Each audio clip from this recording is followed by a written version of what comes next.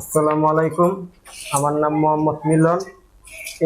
টিভির কাছে আমার একটা প্রশ্ন, কোন কোন কাজ করলে দোয়া পূরণ হয় না? অনেক ধন্যবাদ। খুবই সুন্দর একটা বিষয় আমাদের যে ভাইটি প্রশ্ন করেছেন যে আসলে দোয়া কবুল হয় না বা পূরণ হয় না, যেটা বলতে চেয়েছেন। আসলে আমাদের দোয়া, সব দোয়াই কবুল হয়, জি, কোনো দোয়াই আল্লাহ ফেলে দেন না। কিন্তু এখানে একটা বিষয় আছে, দোয়া কবুল হয় না এমন বিষয়ও রয়েছে। কয়েকটি কারণে হতে পারে দোয়া কবুল নাও হতে পারে। সেটির এক নম্বর কারণ হচ্ছে যে হারাম উপার্জন জি, কৃত সম্পদ, হারাম সম্পদ যদি আমি ভক্ষণ করি, খাই, তাহলে কিন্তু আমাদের রক্ত মাংস হারাম হয়ে যাবে।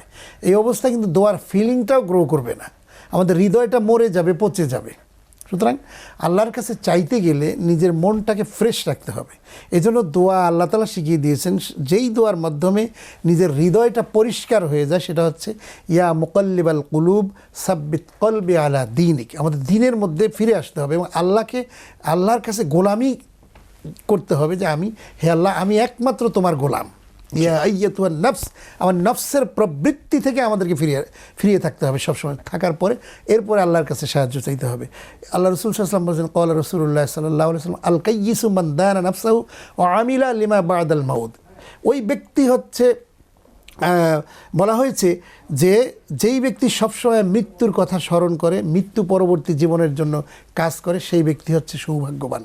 আর যেই ব্যক্তি নিজের নফস এবং প্রবৃত্তির অনুসরণ করে আবার আল্লাহর কাছে সাহায্য চায়, দোয়া করে, এই ব্যক্তি হচ্ছে সবচেয়ে হতভাগ্য। তাকে বলা হয়েছে যে সে হচ্ছে নির্বুদ্ধিতার পরিচয় সেই ব্যক্তি দেয়, সে বোকা সেই ব্যক্তি। সুতরাং এমন অবস্থায় দোয়া করলে যে আমরা হারামের সাথে নিমজ্জিত আছি, এরপরে আবার মক্কা মদিনায় যাচ্ছি, আল্লাহর কাছে সাহায্য চাচ্ছি, টাকা খরচ করছি, দোয়া কবুল হবে না। এই ক্ষেত্রে এটা বলা যেতে পারে। কিন্তু তাই বলে আমরা আল্লাহর কাছে চাওয়া থেকে আমরা বিরত থাকবো না এবং আমরা হারাম উপার্জন থেকে দোয়া কবুল না হওয়ার আরেকটি বিষয় হলো অমনোযোগী হয়ে দোয়া করা। জি, ওটাই তো বলছিলাম যে আমাদের যেমন সলাৎ যেমন আদায় করি, এটাও কিন্তু একটা দোয়া। সলাৎ যে আদায় করতেছি, সলাতের মধ্যে আমরা যে সূরা ফাতিহা পড়তেছি, মানে আমাদের জীবনের সমস্ত চাওয়া পাওয়া সব কিছু আল্লাহর কাছে কিন্তু এখানে রয়েছে।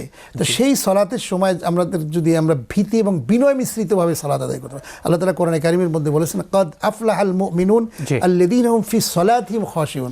যারা খুশু এবং খুজু, ভীতি এবং বিনয় মিশ্রিতভাবে সলাত আদায় করে, তার মানে হচ্ছে ভীতি বিনয়ের সাথে আল্লাহর কাছে একাগ্রতার সাথে চাই। জাযাকাল্লাহু খাইরান মুহতারাম, আপনাকে অসংখ্য ধন্যবাদ। আপনাকেও ধন্যবাদ।